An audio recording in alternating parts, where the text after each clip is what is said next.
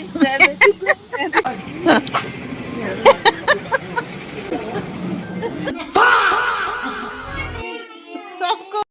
Hello guys, कैसे हैं आप सब?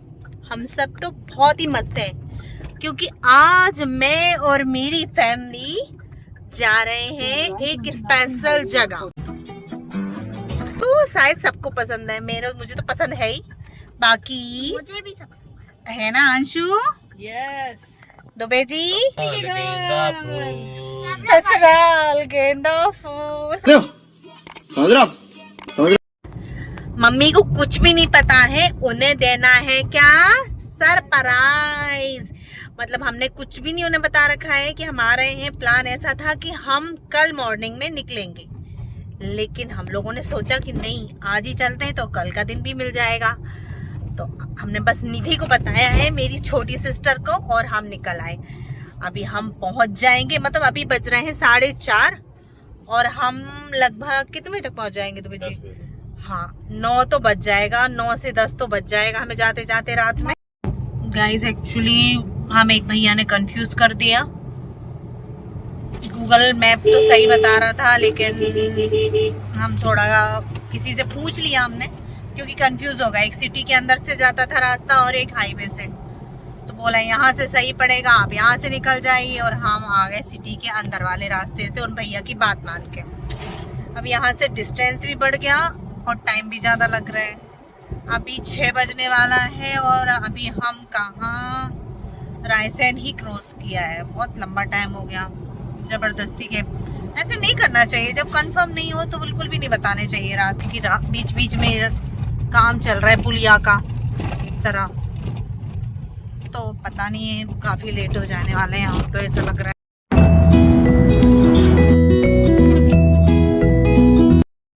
क्या हो गया, स्पीड में गाड़ी वहां चढ़ गई। हम पहुंच गए हैं राहतगढ़। भाई देख रहा हो गाड़ी की हालत, देख रहा हो। कहाँ से आते थे, कहाँ यहाँ से आए। पहले टेस्ट करो कैसे हैं। क्या बन रही? माँ बे की मिठाई है।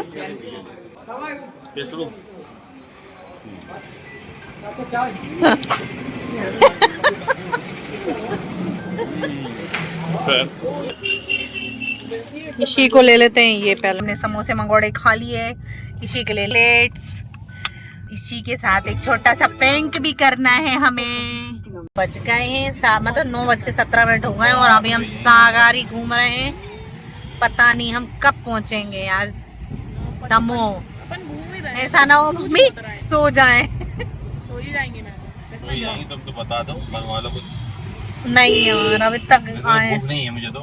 हाँ, भूख ऐसी तेज नहीं है, हल्का फुल्का कुछ भी बना लेना तुम तो। पोहे बना लेंगे जाके, और क्या सबसे सही। हमें सीएनजी मिल गई। सीएनजी के लिए इतनी देर से भटक रहे थे।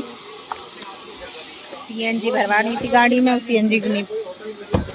सागर में केवल एक ही सीएनजी पंप है ना।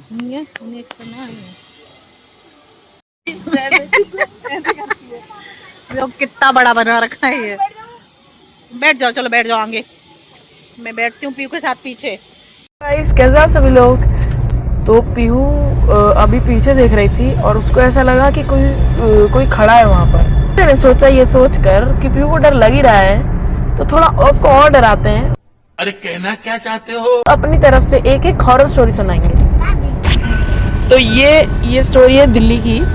तो क्या होता है, मतलब एक हॉन्टेड घर रहता है उधर। तो ये बहुत फेमस जगह थी वहाँ की, दिल्ली की। तो वहाँ पे ऐसा रहता था कि वहाँ पे मतलब जाते तो रुकना नहीं रहता है, फिर जाना नहीं रहता, क्योंकि ऐसा बोला जाता था कि वहाँ पे भूत है। ठीक है, तो एक बार क्या हुआ, कॉलेज के कुछ दोस्त फ्रेंड्स ग्रुप का के सारे बच्चे उधर गए और उन्होंने सोचा कि देख के आते हैं। तो वहाँ पे 7-8 लोग गए थे। तो जो मतलब कुछ बाकी के बच्चे जैसे 3-4 लोग वापस आ गए, वो डर गए। तो पर 4 लोग बचे थे, 2 लड़के थे और 2 लड़कियां थी। उनका नाम था सचिन था, 2 लड़कों का नाम था सचिन, अमन, और लड़की का नाम था साक्षी और ईशा। ठीक है, तो क्या हुआ, ये लोग ऐसे ही घूम रहे थे अपने कैमरे से। इनके पास कैमरा भी था तो उससे वीडियो बना रहे थे पूरे टाइम। तो एक वो साक्षी की फ़ोटो खींच रहे थे कि मतलब ऐसे, फिर ये लोग फ़ोटो खींचने लगे तो साक्षी की फ़ोटो खींच रहे थे। तो अमन ने बोला कि ये तेरे उसको दिखा कि उसके पीछे कोई खड़ा है, मतलब वाइट कलर की ड्रेस पहन के कोई खड़ा है। तो उसने चिल्लाया, एकदम से बोला उसको कि तेरे पीछे कोई खड़ा है, तेरे पीछे खड़ा है, ऐसा करके। तो फिर उसने उन लोगों ने लगा कि ये मजाक कर रहा होगा, और क्यों तो पीछे लगा तो कोई था ही नहीं। तो ये लोग लड़ने लगे, लड़ाई वड़ाई हुई इनकी, तो बस हो गया, ठीक है। फिर ये साक्षी को वॉशरूम जाना था, तो ईशा ने बोला कि चल मैं चलती हूँ तेरे साथ, और तुम उन दोनों लड़कों को बोला कि तुम लोग यहीं रहो। तो वो दोनों लड़के वहीं रहे, वो लोग के पास जो भी खाने पीने का था वो लोग खाने पीने लगे, और जब तक साक्षी और ईशा वॉशरूम गए थे। तो ईशा के जो बाल थे वो किसी ने ऐसे खींचे, मतलब पीछे से ऐसे खींचे, तो वो एकदम से तेज से चिल्लाई साक्षी का नाम। तो साक्षी को सुनाई दिया और बाकी दोनों लड़कों को सुनाई दिया, सचिन और अमन को भी। तो वो दोनों भी दौड़ के आए और वो साक्षी भी दौड़ के आई। तो देखा कि ईशा तो थी नहीं। तो फिर साक्षी बोलती, तो लड़कों को क्या लगा कि ये साक्षी मजाक कर रही है इन लोगों के साथ, क्योंकि इन लोगों की लड़ाई हुई थी, तो ये भी मतलब बदला ले रही है। पर ये समझाने लगी कि नहीं मैंने नहीं किया, ईशा की आवाज़ आई थी। फिर इन्होंने बोला कि चलो अब ईशा को ढूंढते हैं, ईशा कहाँ चली गई। इन लोगों थोड़ा सा विश्वास किया उस पर। तो फिर ये लोग जब ढूंढने लगे, तो जब ये बाहर आए तो बरामदे में एक पेड़ था जिसपे ईशा लटकी हुई थी उल्टी, पैर मतलब पैर से लटकाया गया था, पैर ऊपर थे और सर नीचे था, लटकी हुई थी वो मतलब मरी हुई थी और लटकी थी। तो ये लोग डर गए, तो फिर ये लोग इधर उधर भागने लगे।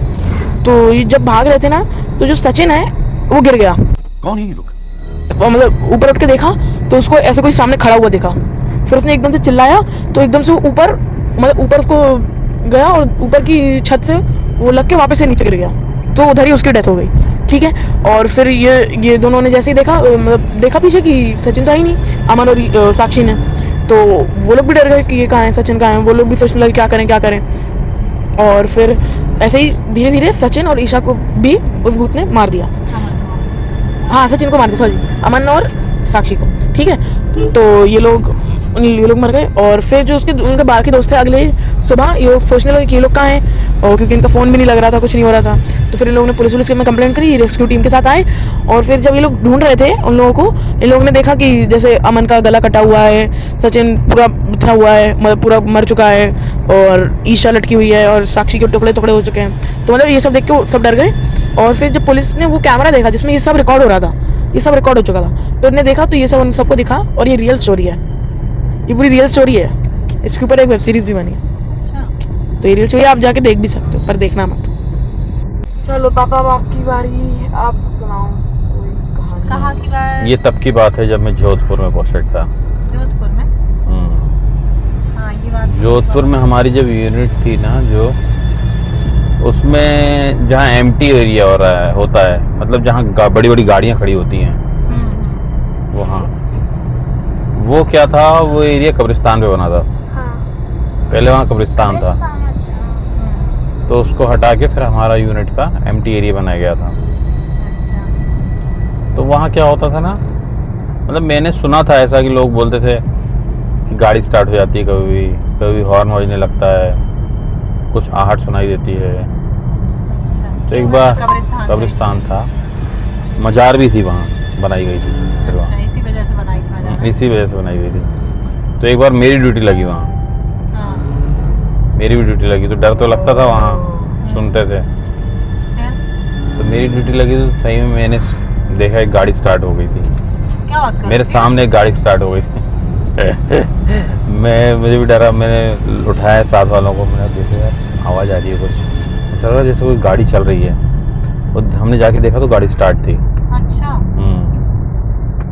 तो ये रियल स्टोरी, मतलब जो मैंने देखा खुद से।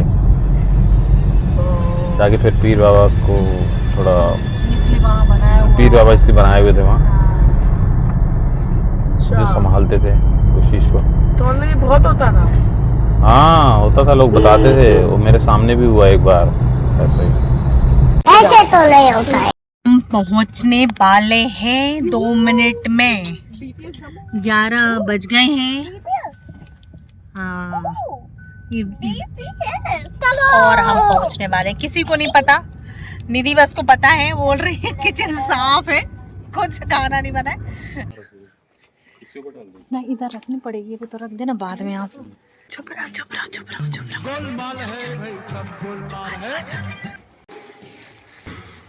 रुको जरा, सबर करो, बोला धक्का बुक्की नहीं करने का, आराम से लेने का। हाँ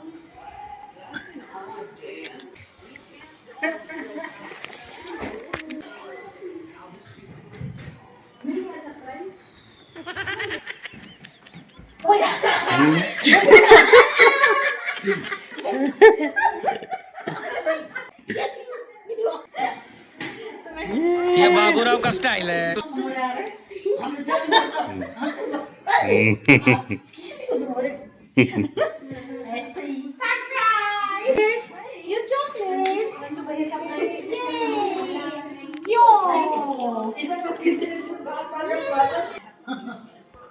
Chocolate, one more chocolate for Ishi. For you only for Open it. ये सबको देंगे एक एक स्लाइस, सबको देंगे। अभी मजा आएगा ना भिड़ो। निधि मौसी को भी चाहिए क्या चॉकलेट?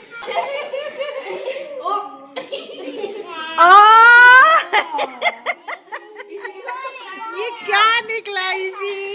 लो one more.